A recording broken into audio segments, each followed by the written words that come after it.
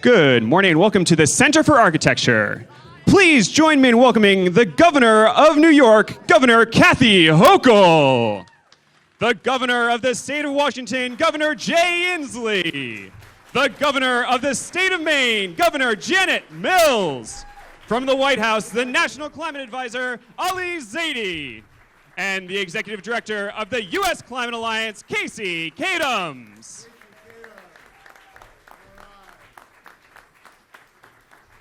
Good morning. Thank you all so much for being here. My name is Casey Kadams, and I'm the executive, the First Lady of Washington State's very excited. I'm the executive director of the U.S. Climate Alliance. For those who are still getting to know us, which candidly is not that many people in this room, we are a bipartisan climate action coalition of 25 U.S. governors, representing 55% of the U.S. population and 60% of the U.S. economy. Together, our governors are sprinting hand in hand to secure America's net zero future. They know, like you and I, that that future is healthier, it's safer, it's cleaner, more resilient, and brighter. In a moment, you'll hear directly from our governors about how they're moving America closer to that future. But before we get to our big announcement, I want to thank you, all of you, our partners in this room, for being here with us today in New York, and for those who are tuning in on the live stream. And I see a number of familiar faces, particularly in the front row, so I'd like to take a moment and just ask those of you in the front row who are state officials from across our alliance to please stand for a moment so we can all give you a round of applause.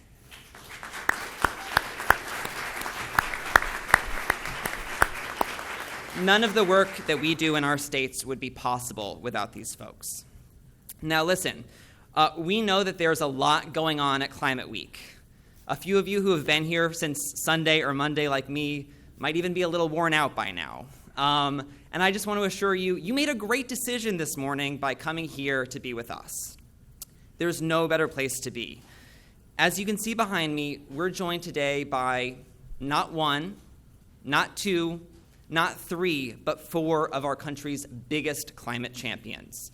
New York Governor Kathy Hochul, Washington Governor Jay Inslee, Maine Governor Janet Mills, and our National Climate Advisor, Ali Zaidi. Let's give them a hand.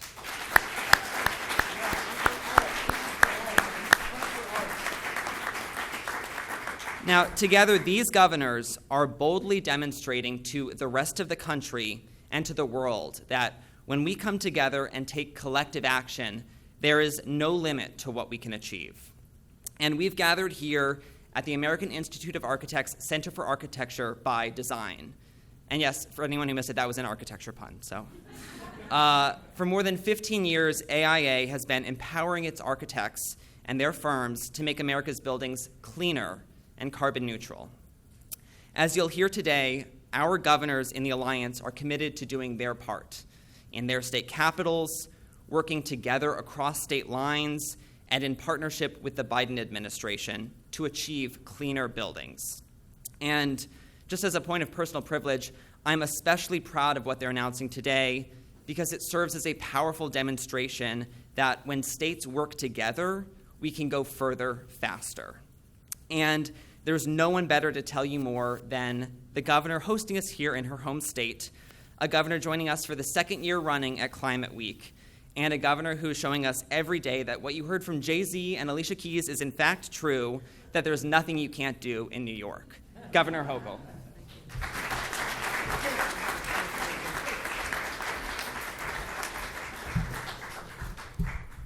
If we're going to quote musical talent, what about Taylor Swift's immortal "Welcome to New York"?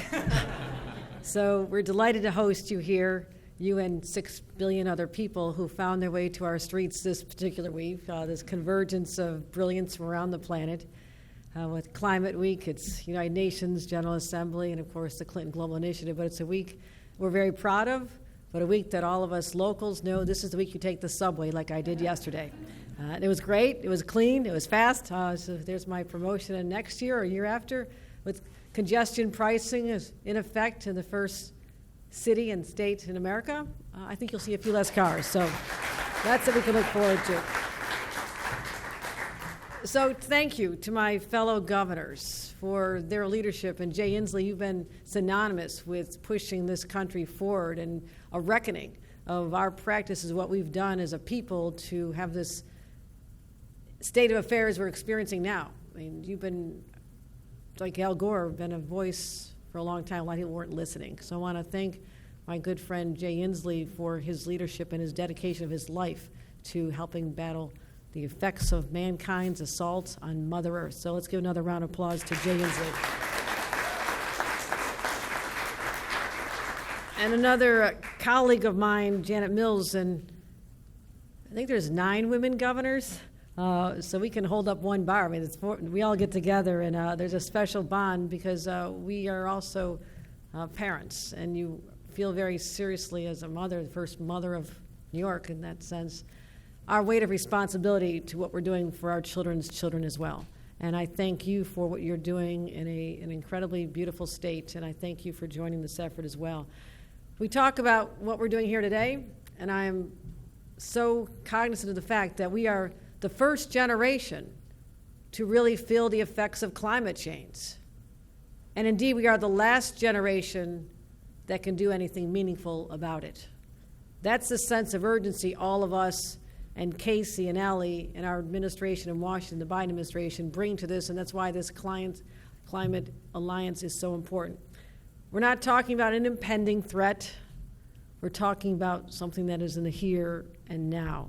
And as governors, representing 25 states with this alliance, but speaking for all of them, this has been a hell of a year.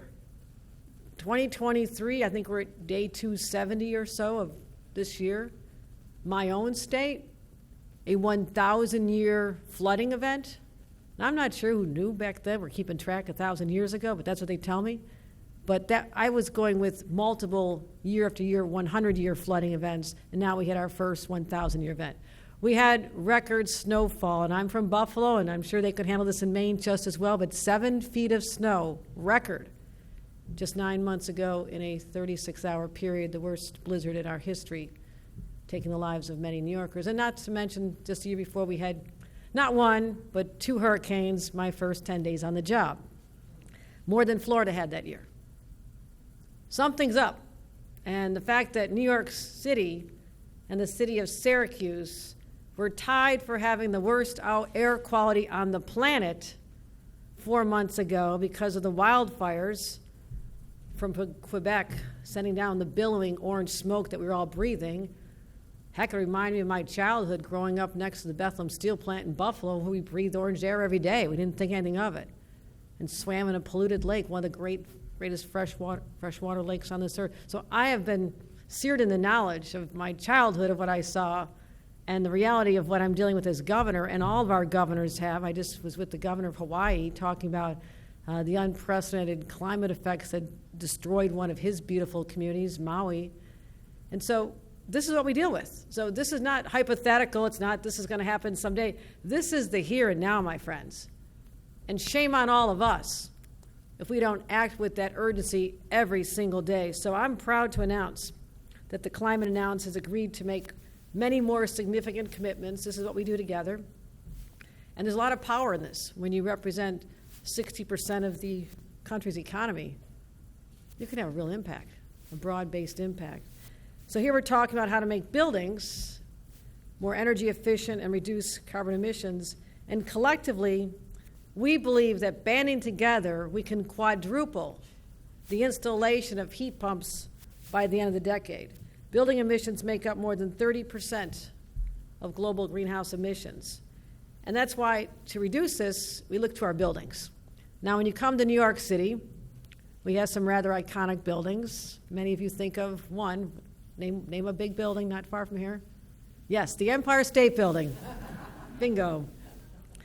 And even think about the Empire State Building. It was built in the depths of the Depression. They're building it. Started in 1930. Finished it in 1931, 13 months later. That was extraordinary. But now we're literally changing and have changed the Empire State Building. And its committed leadership like Tony Melkin, who was one of the panelists at the Clinton Global Initiative. And the Empire State Building absolutely completed an entire retrofit. And they now have reduced their greenhouse gas emissions by more than 50%. That's possible in one building. Imagine the ripple effect of that with all the skyscrapers you see here. That's what we're going for. So we're continuing these efforts. So collectively we've said, we can do more. Let's set the bar high. Let's reach for the stars. So we have agreed to have 20 million installations of heat pumps across our states by the year 2030. 20 million by 2030.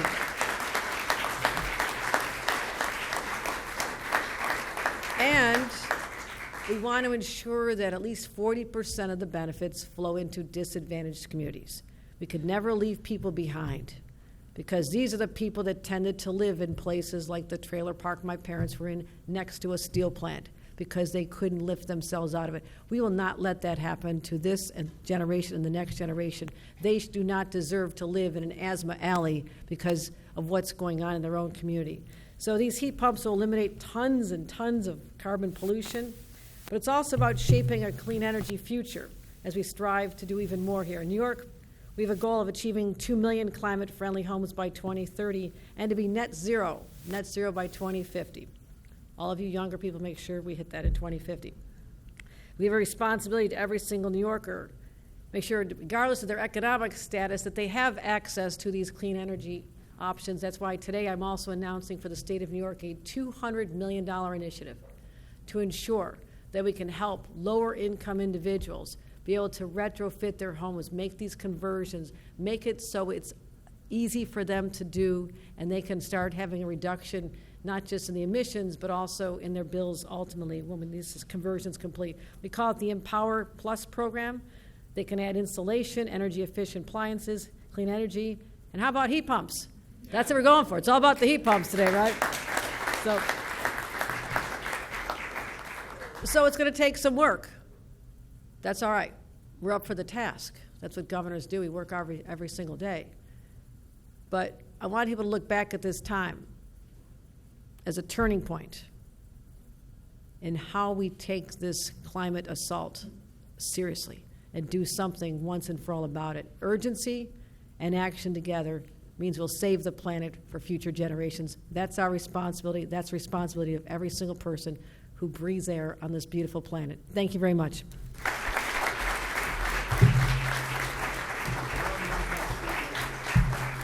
Thank you so much, Governor Hochul. So next up, we're going to hear from a governor who has been with the Alliance from the very start, a governor who had the vision to launch our coalition back in 2017. Ever since, he has been showing the rest of the country just how much state climate leadership matters. I've had the pleasure of knowing him since I was an intern in his congressional office more than 14 years ago, and he's the reason why I work in climate today. Someone who needs no introduction at Climate Week, Governor Inslee.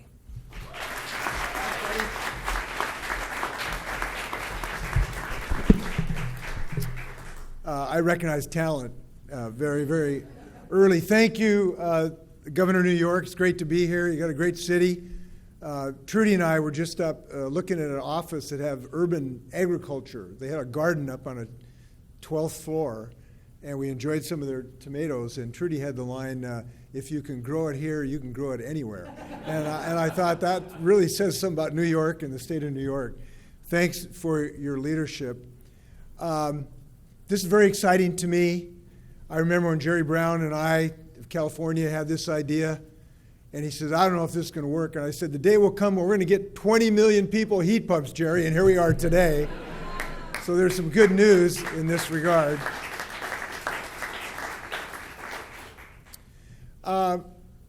Look, I think all Americans have certain rights. Among those rights are the right to life, liberty, and the pursuit of heat pumps. And the reason this is so important to Americans is pretty simple. We want to be warm in the winter, and we want to be cool in the summer, and we want to prevent the climate from collapsing all year long. And there is no greater invention in human history to do those three things than a heat pump. Not only because it can keep you warm in the winter, but it can keep you cool in the summer. And it's kind of unfortunately named Because right now, people are having as much trouble staying cool in the summer as they are staying warm in the winter. And with increasing climate change, we are both fighting climate change at its source, which is reducing the need for oil and gas. But we're also helping people to accommodate these warmer and hotter temperatures. We're starting to need air conditioning in Seattle, Washington. That means we got a problem. And we're helping people across the country deal with that problem. I think heat pumps are the most beautiful technology invented since the wool socks. And so I am very excited about what we're doing here for people. And I really am excited about the U.S. Climate Alliance leading this effort. It does show you what we can do in the states. But before I say anything about the states, I want to credit the leadership of President Joe Biden with the Inflation Reduction Act, which is going to get $180 million in my state to help people get heat pumps. Thank you, Joe Biden, and thank you all for your leadership.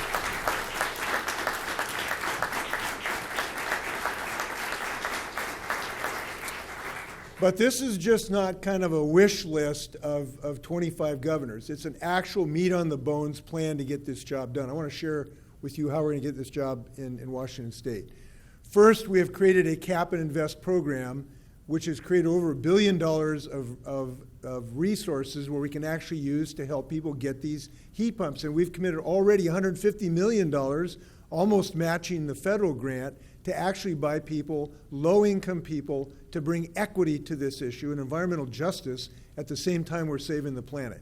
And that $150 million matched with what the federal government's going to do is going to help people all across the state of Washington when it is needed, even in my state. We're putting meat on the bone.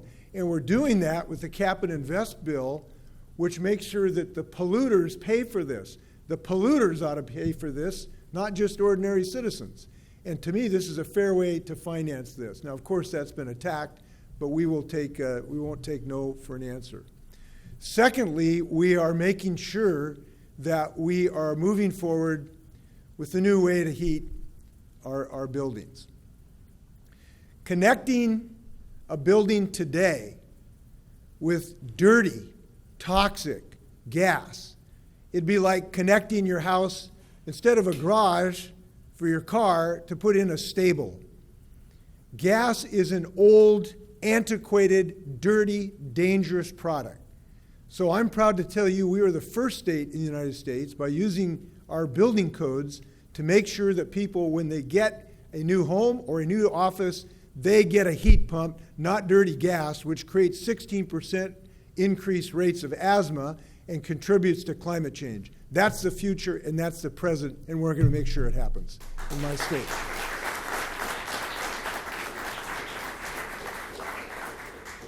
Now, I think there was an emerging discussion at the UN the other day. We were proud of Governor Newsom, who addressed the UN, who made something very clear. Climate change fundamentally is a fossil fuel problem. The source of climate change is fossil fuels. The source of climate change in our homes and offices is gas hookups. Those gas hookups need to stop, and they need to stop today. And I'll tell you why. There's a physical principle, I think it was discovered by Einstein, that when you are in a hole, stop digging. We are in a hole because of fossil fuels. We need to stop digging a deeper hole. We need to get people heat pumps and solar panels and installations, and that's going to cure this problem. And I'm glad we're doing it, starting in 25 states. So I am very excited about the progress we're making. I look forward to this delivery, and I look forward to a lot of more comfortable, less utility bill victimized people in these 25 states. I went to a little house in Wenatchee, Washington the other day. I met this woman of a certain age. She was just thrilled. We got her a little insulation, and her bill went down from $200 for utilities, and it's kind of cold in Wenatchee and hot in the summer, down to $50. She was thrilled. Let's get people to not have to pay for a dirty gas more than they should be paying, getting them to less paid electricity and keep them warmer and cooler. That's a future for America, and we're starting with 25 states. Congratulations, U.S. Climate Alliance.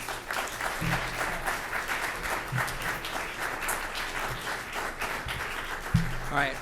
Well, I just want to say I'm so excited to read that version of the Declaration of Independence. Thank you so much, Governor Inslee. We are so lucky to have another one of our co-chairs of our coalition with us today. This governor is a big part of the reason why we're here talking about heat pumps and clean buildings today. In Maine, she is showing what is possible when you set big, bold goals and then deliver on them. And most importantly, she's now bringing the rest of our members along with her. So please help me welcome Governor Mills. Thank you. Thank you, Casey. Well, it's a pleasure to be here in the Big Apple, and I'll tell Jay right now, we're not going to give up our wool socks in Maine. February comes too soon, but with heat pumps, we're going to be plenty warm, I think. I'm honored to join my fellow governors, Kathy Hochul and Jay Inslee, and fellow members of the U.S. Climate Alliance, which I'm pleased to co-chair, in making the historic announcement, which will accelerate our path to a clean energy future. Maine knows a little bit about using high-efficiency heat pumps to cut our carbon emissions, to cut our energy costs, and to create good-paying, green-collar jobs. Maine uses more home heating oil per capita than any other state in the nation. Nearly 60% of our homes rely on oil for heat. We have an older housing stock, and the oil bills are piling up. And we send over $4 billion a year out of state to fossil fuel companies to pay for our heat and use of fossil fuels. Over the last 2 years, Maine people have been forced to pay high energy costs as a direct consequence of our over-reliance on global energy markets to heat our homes and power our businesses. Heat pumps are affordable heating and cooling appliances. They work well in cold climates like ours. They're much more efficient than window air conditioners for cooling and more efficient than oil-burning furnaces and safer than kerosene and oil-burning furnaces and propane heaters and electric baseboard for heating. More importantly, they're easy to install and even easier to use. I sound like a salesperson. Well, I guess I am. There are 23 of them in the Blaine house, and they keep my staff and I pretty cozy. But that is why several years ago, I set a goal of installing 100,000 heat pumps in Maine by 2025 to reduce our dependency on fossil fuels and support clean energy jobs, the kinds of jobs that attract young people, young families to Maine. And to meet that goal, we offered rebates to Maine people and businesses to purchase heat pumps. We started programs to help low-income homeowners with heat pump installation. And we partnered with our community college system to train up hundreds of heat pump installers and assemblers to serve those new customers across the state. Thousands of Maine people answered the call in a very short time. And thanks to them, thanks to the hundreds of small businesses who install heat pumps now, our state has met our goal 2 years ahead of schedule.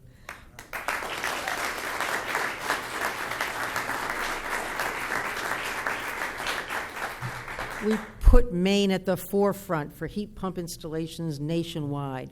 Now, 100,000 may not sound like a big number to somebody in the Big Apple, for instance, but given our population of about 1.3 million, number of households about 500, little over 500,000, dwellings, residential dwellings, that's a pretty good number. We're on our way, and we're not stopping there. Earlier this year, the Washington Post talked with a woman from Freeport, Maine, Mariana, her name is. They asked her if she missed her propane furnace after installing a heat pump. Her response, quote, "Oh, hell no." She went on to say that her heat pump is comfortable, quiet, and a really good system. She said, "I'm excited that our state is so forward-thinking. And we have to be, because we live in a drop-dead gorgeous part of the country, and we're investing in keeping it that way," she said. And to that I say, hell yeah, Mariana. A few weeks ago, I welcomed Climate Advisor Ali Zaidi, White House Climate Advisor, to our state to celebrate Maine's leadership and to announce our new goal of installing another 175,000 heat pumps by 2027.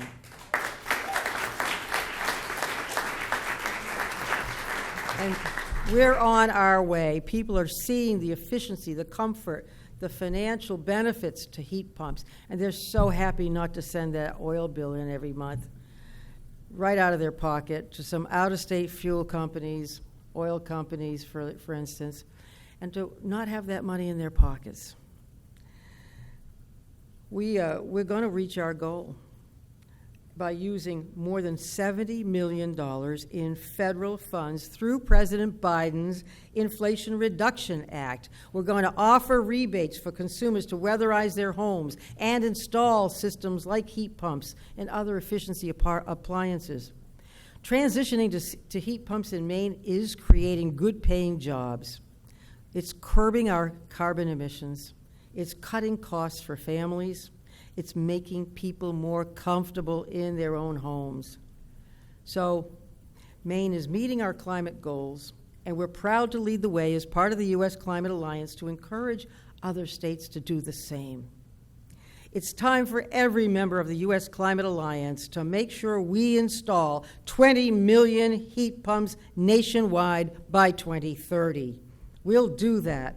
And with the combined leadership of the U.S. Climate Alliance, representing, as you know, more than half of the U.S. population and 60% of the national economy, we can turn the tide on the threat of climate change and build a greener, cleaner future for all. I know that the Biden administration shares the U.S. Climate Alliance's commitment to building that future, and I look forward to hearing more about the administration's efforts from White House Climate Advisor Ali Zaidi. Thank you.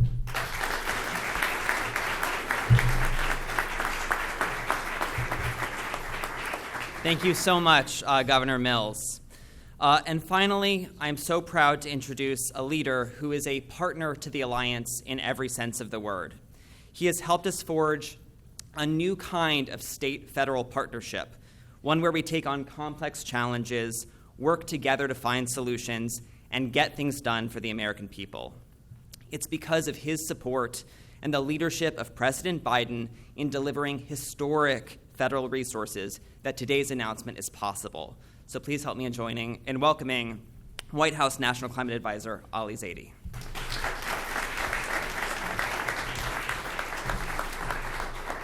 Casey, thank you so much, and so grateful to be here with all of you.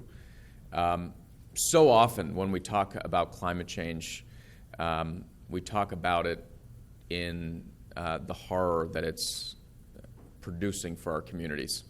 The skies turning orange, the fields that have gone dry, the smoke that we're breathing into our lungs, the coastlines that have become greater vectors of risk. And it's really easy to take all of that in and get resigned to this sense of doom and despair. But this gathering, this coalition, the action you all are taking, I think, tell a different and more powerful story about what climate change is all about. It is the spur that is bringing us all together to harness the power and ingenuity of the American people, to square our shoulders and to lean in to the solutions that we have at our disposal, not only to cut greenhouse gas emissions, but to lift up communities that haven't seen justice in decades, to lift up workers into jobs that pay good wages and good benefits. And today's announcements do absolutely that. We've got governors on the stage and represented in this room who have produced the kind of inventive spirit that really matches the urgency of this moment. When in April of 22, Earth Day, President visited the state of Washington, I remember chatting with Governor Inslee at the time, and we had not passed the Inflation Reduction Act. And we talked about what produced some of the greatest salience as we were trying to get votes together and get Congress to take action.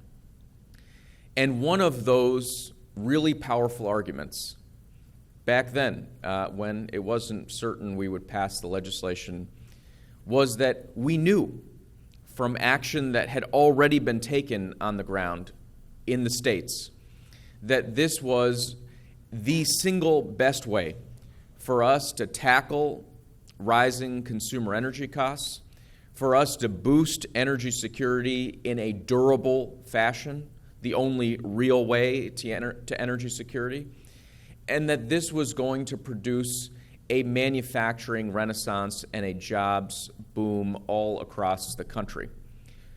Not only are the states our partner in implementing these historic pieces of legislation, you are the ones that helped produce the inspiration and the proof points that helped us get it over the line. So for all of that, we are so grateful.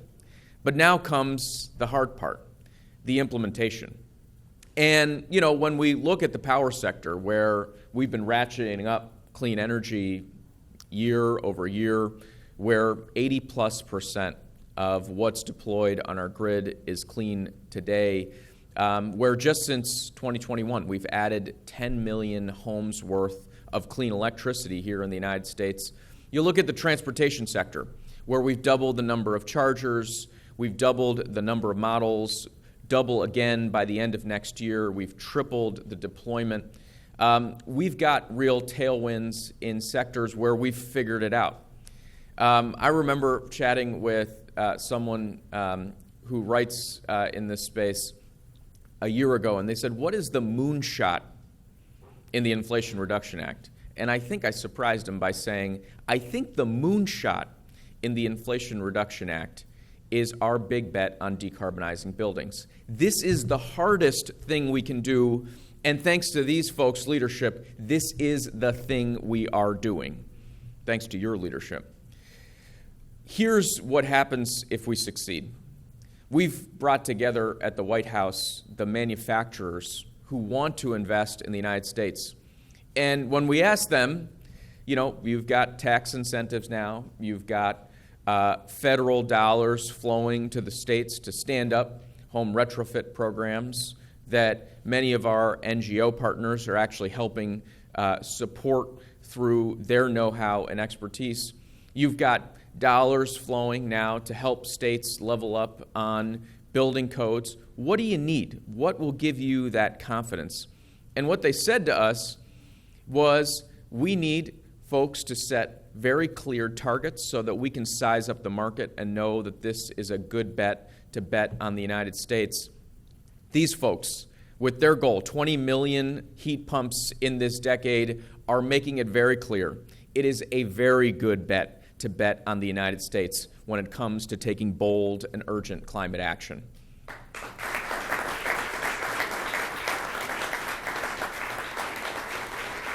So we're going to create those manufacturing jobs, in many cases in brownfields that were fenced away and left out, places that had lost economic opportunity and with it brought in despair and hopelessness into communities. Those places are turning back on to be the places where we stamp climate solutions and clean energy projects made in America.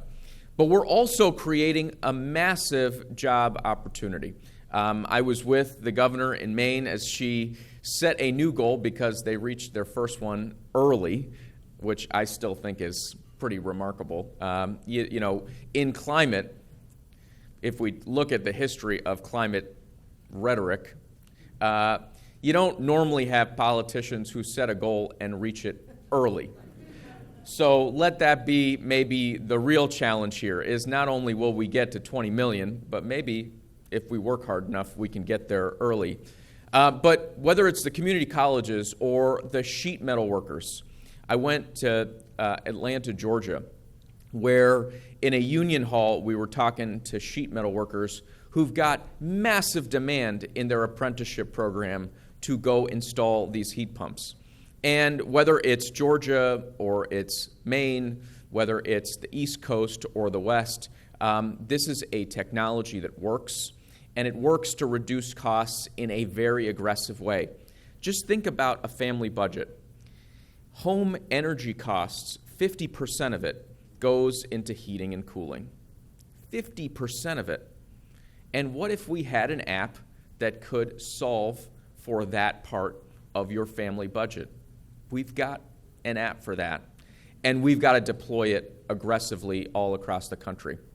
So look, as an administration, just this week, we've announced additional funding to help states boost their ambition on building codes.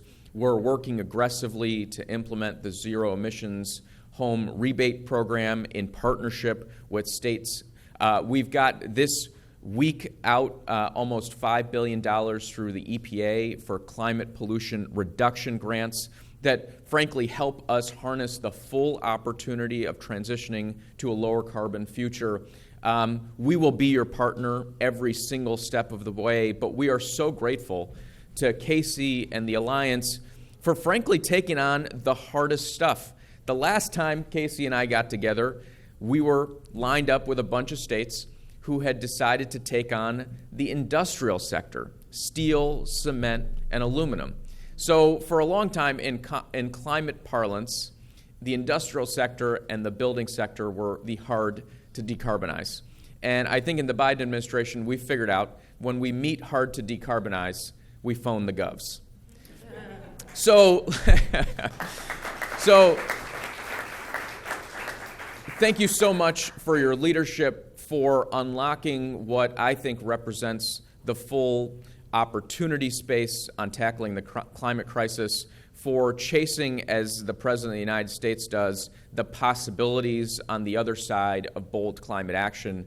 And I think a year into implementing the Inflation Reduction Act, almost a year and a half for the bipartisan infrastructure law, 2.5 years into the Biden administration, what's so heartening to me is that we're moving so far beyond words on a page.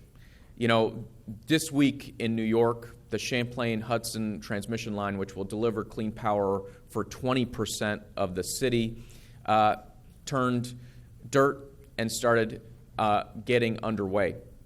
In Maine, they've blown through records, but not only are they installing heat pumps, they took a former paper mill that had gone away in Madison, Maine, and turned it back on to manufacturing using wood waste, insulation product that's getting shipped all across the country.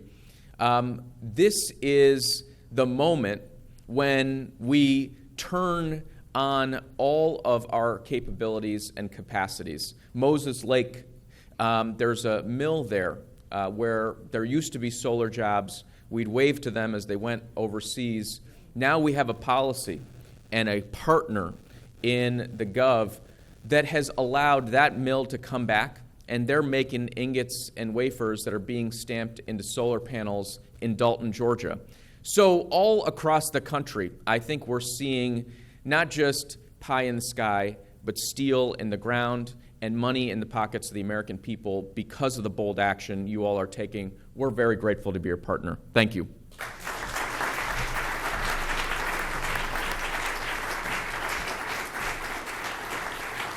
So that's a wrap on our program. We've set a really big goal. We're excited to get to work. Thank you so much for being with us today. And we're going to do a quick photo and just ask that everyone please remain seated. Thank you so much for being here. We really appreciate it.